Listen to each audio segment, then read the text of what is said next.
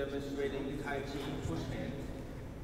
In the beginning stages of push hands, what we do is we learn sensitivity through sensing each other's motions with using only one hand plane.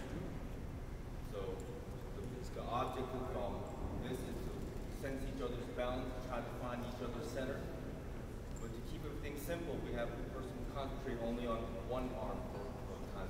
That way, the person can concentrate on their root, their feet placement, and it's fixed step. That means that you're not supposed to be moving their feet at all. Once you move your feet, then you would have to, then you will lose your balance, you reset, and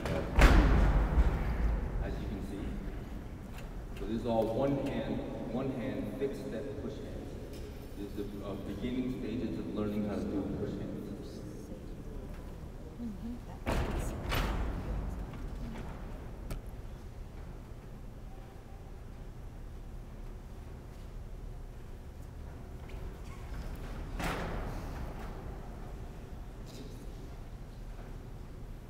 As it moves forward, you know, the opponent use two hands. Two hands come into play. So now this time, you know, your concentration now is divided into a lot of different areas where your root, your left hand, your right hand, what hand, your yang side, your yin side, which is always changing up, down, left, right, in, out, all working together, trying to flow.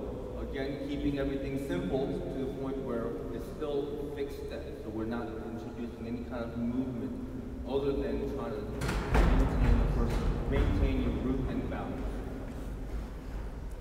In the practice of push hands, we try to keep all the principles that we've learned in Tai Chi together, keeping your spine straight, head hanging as if hanging from the ceiling, dropping the tailbone, sinking your weight into the feet, keeping the feet flat like a silly in the ground.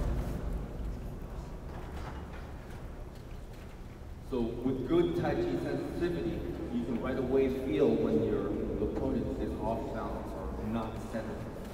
And once the opponent is not centered, it can be easily taken advantage of. As it progresses into furthermore, it moves into a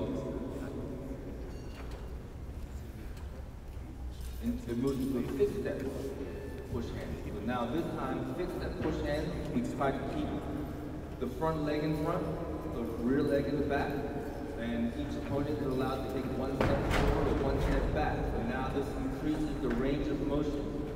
And also, now you can, on top of rooting, you are able to keep your root while in motion. So just feel an opponent coming in on you, you know how to step back and maintain the proper distance, and to maintain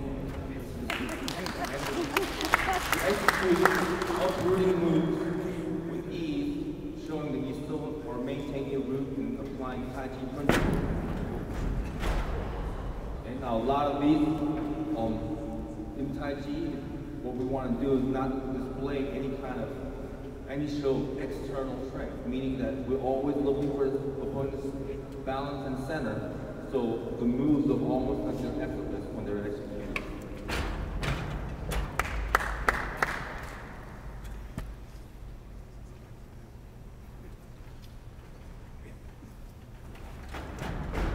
Okay. Once it progresses from fixed step push hand, it moves to moving push hands, and this is the total accumulation of what we try to learn in Tai Chi, is to take it into a moving, and this is the closest you're going to get to learning self-defense using Tai Chi Chuan without injuring each other and going to the hospital all the time when you practice. Okay. Anything beyond that, so moving push hands gives you the ability to move around, step around, using other internal styles other than Tai Chi. Okay? Bagua, Xingyi, Liu Bagua also can be used. Techniques that you can learn from those forms can be applied in push hands. And again, push hands is not necessarily always stuck to Tai Chi Chuan.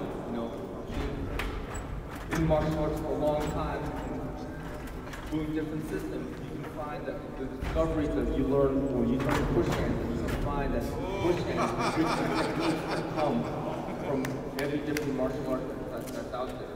And have you experienced that kind of martial art?